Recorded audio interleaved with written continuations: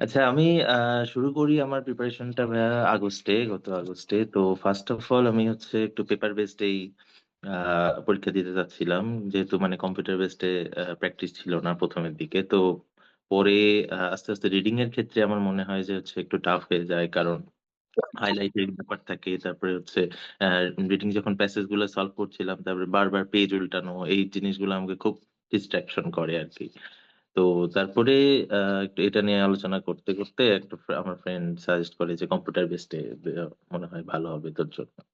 তো তখন আমি কম্পিউটার বেসড নিয়ে একটু ট্রাই করি। তো ফার্স্ট এ ১ উইক আমার একটু টাফ টাফ লাগছিল ভাই যে আ যেহেতু রিডিং সেকশন গুলো আ প ১ ঘন্টার মধ্যে মানে আমার অ্যাকুরেসি বাড়াতে চাচ্ছিলাম। কিন্তু অ্যাকুরেসি বাড়লেও টাইম ম্যানেজমেন্ট এ একটু ডিফিকাল্ট হয়ে যাচ্ছিল। তো পরে আস্তে, আস্তে দেখলাম যে হচ্ছে মানে প্র্যাকটিস করতে, করতে এটাই আসলে কনভিনিয়েন্ট মনে হইছে আমার কাছে। যে কম্পিউটার বেসড এ যে রিডিং এর সেকশন গুলো আছে। আমি যখন আরিফ একাডেমি ওয়েবসাইটটা ইউজ করতাম, রিডিং এর ক্ষেত্রে আমি ফার্স্ট এ মানে হাইলাইট করতাম আরকি। আর যেকোনো হাইলাইট এটা হাইলাইট করাও যাইত। আবার যদি এটা পরে মনে হয় যে এটা মানে ডিস্ট্রাক্ট করতেছে, কোনো বেশি এক্সেসিভ হাইলাইট হয়ে গেছে তো রিমুভও করা যাইত।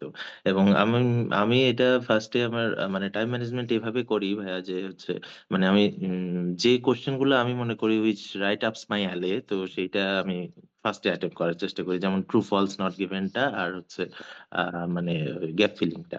তো এই ২ টা কোয়েশ্চেন আমি মানে আস্তে, আস্তে দেখলাম যে আমি এটা ১৫ মিনিটের মধ্যে কভার করতে পারতেছি।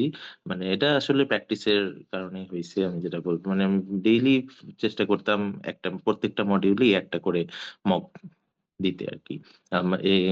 মানে আর এখানে আমি কামব্রিজের তো আ প্রতিদিন যদি কেউ মক দেয় তাহলে বেশি সময় লাগে না আসলে ক্যামব্রিজ হোলটা কমপ্লিট করতে। তারপরে এদের মানে মানে প্রিমিয়াম কিছু আ রিসোর্স ছিল। প্রিমিয়াম যে কোয়েশ্চেন গুলা এগুলো প্র্যাকটিস করি ভাইয়া।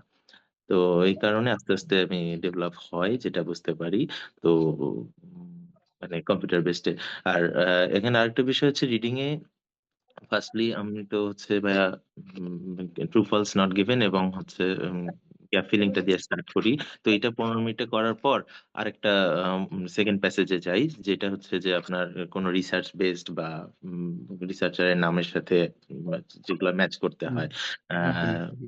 আপনার হচ্ছে হ্যাঁ, নামগুলো। তো এগুলা সেকেন্ড এ প্র্যাকটিস করি। তো এইসব এইভাবেই আগাতে, আগাতে একটু মানে অ্যাকুরেসি টাও বাড়ে এবং আপনার টাইমটা কোনো স্পেসিফিক কোনো টিপস আছে যেটা আপনি মানে আ কম্পিউটার বেজ এক্সাম দেওয়ার ক্ষেত্রে বা কম্পিউটার বেজ মক টেস্ট দেওয়ার ক্ষেত্রে আমাদের ওয়েবসাইটে এরকম কোনো স্পেশাল কোনো টিপস অ্যান্ড ট্রিকস আপনি ফলো করেছেন যার কারণে আপনার টাইম ম্যানেজমেন্টটা অনেক হ্যাঁ, হেল্প হয়েছে? অবশ্যই লিসেনিং এর ক্ষেত্রে আমার মানে আমি চেষ্টা করতাম যে আ কোয়েশ্চেন গুলা কতবার পড়া যায়। কারণ লিসেনিং এর ক্ষেত্রে আমি যেটা ফেস করি যে হচ্ছে যদি মেইনলি পার্ট 2 তে পার্ট 1 তো ভালোই হয়ে যায়। কিন্তু পার্ট 2 এবং পার্ট 3 টাই ডিফিকাল্ট লাগে ফার্স্ট এর দিকে।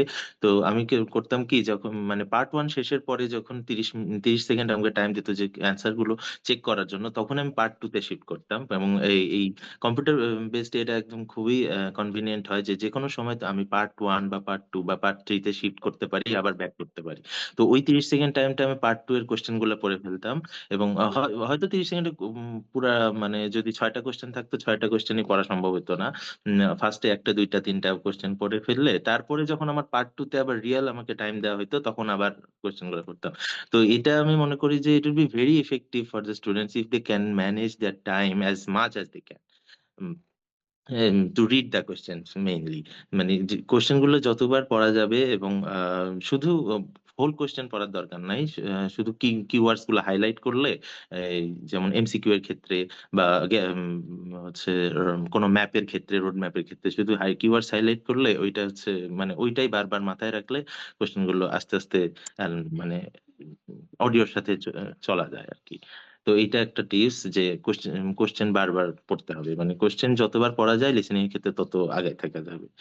এবং টাইমটাকে ইউটিলাইজ করতে হবে ঠিকভাবে। আর আর আমাদের যে ইন্টারফেসটা ইউজ করেছেন, মানে ইন্টারফেস আপনি প্র্যাকটিস করেছেন। এই ইন্টারফেসের সাথে আপনি যখন রিয়েল এক্সাম প্র্যাকটিস যখন আপনি মানে এক্সামটা দিতে হ্যাঁ, দিবেন হ্যাঁ, আরকি, তো ওই রিয়েল ২ টার এক্সাম এর সাথে সাথে আসলে আপনি কতটা রিলেট করতে পারেন? অনেকটাই রিলেটেবল।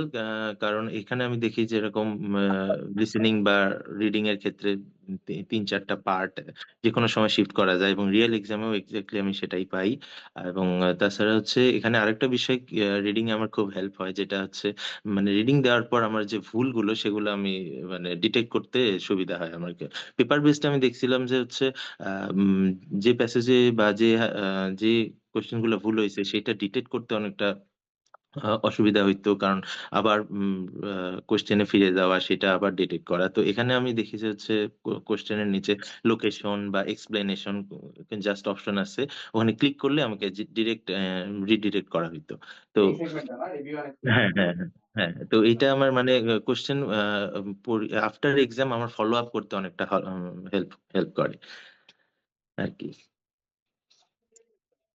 আপনার writing and speaking related uh uh writing and speaking রিলেটেডও আপনি কেমন কোনো ইয়ে দিয়েছেন এখানে?